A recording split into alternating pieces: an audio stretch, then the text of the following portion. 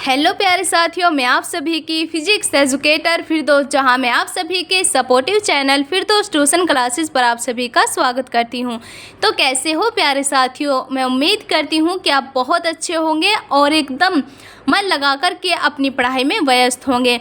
तो प्यारे साथियों, जैसे कि आप सभी को मालूम है कि इस चैनल पर कुछ दिनों से हमारी क्लासेस नहीं आ रही थी, लेकिन उसके लिए मैं आप सभी से क्षमा चाहती हूँ। लेकिन आज मुझे आपको बताते हुए बहुत प्रसन्नता हो रही है कि फिर से इस चैनल पर आपको आज से रेगुलर क्लास मिलने जा रही है। तो जैसे कि कुछ बच्चे मुझे कमेंट करके बोल रहे थे कि मैडम आगे की क्लासेस कब से स्टार्ट होगी, तो मैं उनको बता देना चाहती हूँ कि आज से हमारी क्लासेस स्टार्ट हो चुकी हैं और आज से आपको रेगुलर फिजिक्स के लेक्चर मिलेंगे। तो आप सभी को ये बता देती हूँ कि जो आज का हमारे लेक्चर है, इस लेक्चर के अंदर हम चालक की वैद्युत धारिता पढ़ने वाले हैं। तो प्यारे साथियों, आपकी जानकारी के लिए मैं बता देती हूँ कि आज के लेक्चर से जितनी भी आगे की संपूर्ण फिजिक्स है हमारी, आज से मोस्ट इम्पोर्टेंट फिजिक्स आपकी शुरुआत हो चुकी है। लेकिन आज का जो हमारा टॉपिक है चालक की वैद्युत धारिता, ये भी हमारा मोस्ट इम्पोर्टेंट टॉपिक है। तो मैं आप सभी से यही कहूँगी कि आज से आप रेगुलरली इस चैनल से जुड़ जाइएगा और जो मैं पढ़ाती जाऊँगी आप उसको ध्यानपूर्वक से समझिएगा और अनुशासित होकर के उस पर ध्यान दीजिएगा, समझिएगा और मेरे साथ साथ नोट्स भी ज़रूर बना लीजिएगा। तो मैं आप सभी को विश्वास दिलाती हूँ कि आपको अच्छे से अच्छे मार्क्स दिलाने का मैं वादा करती हूँ। और अगर आप जितने टॉपिक मैं पढ़ाऊँगी, अगर आप उनका रोज़ रिवीजन करेंगे, उनके नोट्स बनाएंगे, तो डेफिनेटली आपका अच्छा स्कोर ज़रूर होगा। तो आइए अब हम इस लेक्चर को स्टार्ट करते हैं। तो इसके अंदर मैं पढ़ाने वाली हूँ आपको चालक की वैद्युत धारिता।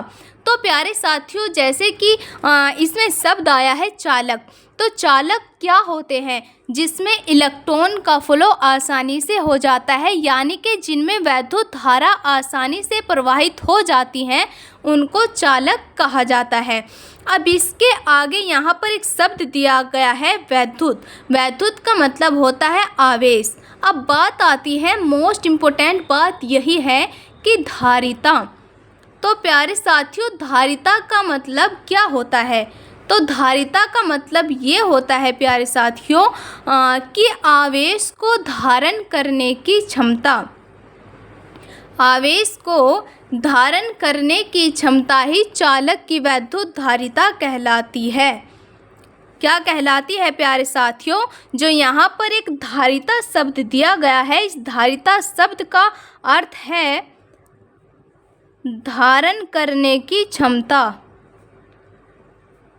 धारण करने की क्षमता। अब बात आती है कि चालक की वैद्युत धारिता आखिर क्या होती है। तो आप यहाँ पर ध्यान से समझने की कोशिश करिएगा कि जो धारिता शब्द यहाँ पर दिया गया है, इसका जो मतलब है वो है धारण करने की क्षमता। लेकिन इसके आगे एक और शब्द यहाँ पर लगा हुआ है वैद्युत। वैद्युत का मतलब होता है प्यारे साथियों आवेश। तो इसका जो संपूर्ण अर्थ हुआ वो हुआ आवेश धारण करने की क्षमता, यानी कि चालक की जो वैद्युत धारिता होती है वो आवेश को धारण करने की क्षमता को ही चालक की वैद्युत धारिता कहा जाता है। मैं उम्मीद करती हूँ कि आपको इसका अर्थ समझ में आ गया होगा। अब मैं इसकी जो डेफिनेशन है, जो इसकी परिभाषा है, उसको आसान लैंग्वेज में, एकदम आसान भाषा में लिख कर के आपको बता देती हूँ ताकि आपको कोई भी प्रॉब्लम ना हो। तो इसी से हम इसकी परिभाषा बना कर के तैयार करेंगे कि जो हमारी चालक की वैद्युत धारिता होती है वो होती है आवेश चालक के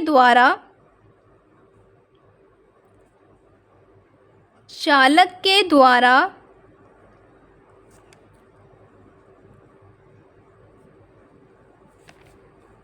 आवेश को धारण करने की क्षमता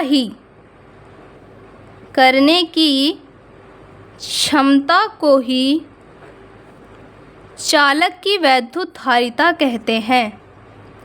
चालक की वैद्युत धारिता कहते हैं।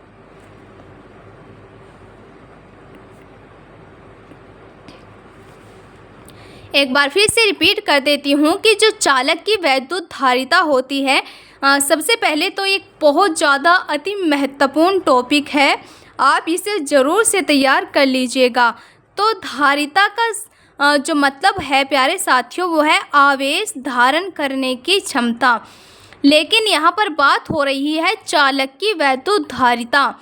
तो जो चालक की वैद्युत धारिता होती है, तो वो चालक के द्वारा आवेश को धारण करने की क्षमता को ही चालक की वैद्युत धारिता कहते हैं। मैं उम्मीद करती हूँ कि यहाँ तक आपको एकदम क्लियर हो गया होगा। अब मैं आगे समझाने की इसको कोशिश करती हूँ। तो प्यारे साथियों, एक नोट यहाँ पर आप ऐड ज़रूर कर लीजिएगा। मैं यहाँ पर एक नोट आपको समझाऊंगी। ये नोट इसलिए समझा रही हूँ ताकि आपको जो इसका फॉर्मूला है, जो वैद्युत धारिता का सूत्र है, वो आसानी से समझ में आ जाए। लेकिन अगर आप इस नोट को नहीं लिखते हैं, मैं डायरेक्ट इसका फॉर्मूला यहाँ पर लिख कर के आपको बता दूंगी, तो आपको ये समझ नहीं आएगा कि ये फॉर्मूला आखिर निकल कर के कहाँ से आया है। आप केवल उसको रट लेंगे, लेकिन मैं कभी भी फिजिक्स को रटवाऊंगी नहीं। मैं हर एक टॉपिक समझाने की कोशिश करती हूँ और आपसे भी यही उम्मीद मैं रखती हूँ कि आप भी हर एक टॉपिक को समझने की बहुत अच्छे से कोशिश करते हैं। तो मैं यहाँ पर बता देती हूँ कि ये नोट इसीलिए लिख रही हूँ ताकि आपको इसका सूत्र समझ में आ जाए। तो यहाँ पर जो हमारा चालक है, उस चालक की जब हम वैद्युत धारिता निकालते हैं तो उस चालक को आवेश भी देना पड़ता है। तो प्यारे साथियों, आप यहाँ पर समझिएगा कि जो चालक होगा, चालक को दिया गया आवेश वैद्युत विभवांतर के सीधा अनुक्रमानुपाती या फिर समानुपाती होता है। तो मैं यहाँ पर लिख देती हूँ कि चालक को दिया गया आवेश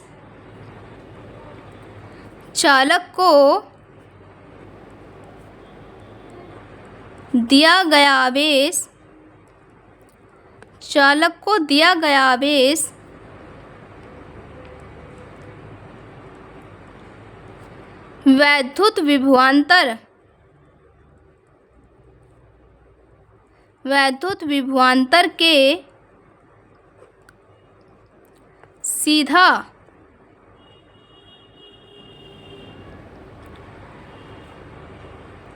अनुक्रमानुपाती होता है।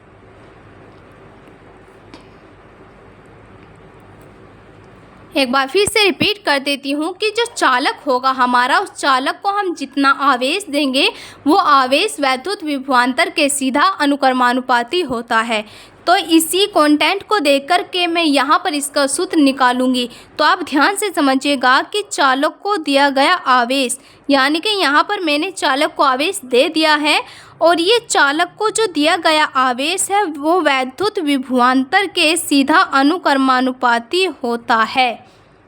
समझ में आया? ध्यान से समझिएगा कि जो चालक को दिया गया आवेश है वो वैद्युत विभवांतर के अनुक्रमानुपाती होता है। जो इन दोनों के बीच में एक चिन्ह लगा हुआ है, तो प्यारे साथियों, इसको अनुक्रमानुपाती का चिन्ह कहते हैं। लेकिन ये सभी को पता होगा, अगर किसी को जानकारी नहीं है तो मैंने उसके लिए बता दिया है कि इसको हम अनुक्रमानुपाती का चिन्ह कहते हैं। अब प्यारे साथियों, आप ध्यान दीजिएगा कि जब हम अनुक्रमानुपाती का चिन्ह हटाते हैं और बराबर का चिन्ह लगाते हैं तो वहाँ पर एक अनुक्रमानुपाती नियतांक की आवश्यकता होती है। तो जब मैं इस अनुक्रमानुपाती चिन्ह को हटा कर के बराबर का चिन्ह लगाऊंगी तो यहाँ पर एक नियतांक लेकर के आऊँगी, जो कि मैं C लेकर के यहाँ पर आ गई हूँ। अब यहाँ पर ध्यान से समझिएगा कि जो ये C है ये एक अनुक्रमानुपाती नियतांक है। मैं इधर लिख कर के बता देती हूँ कि एक नियतांक है।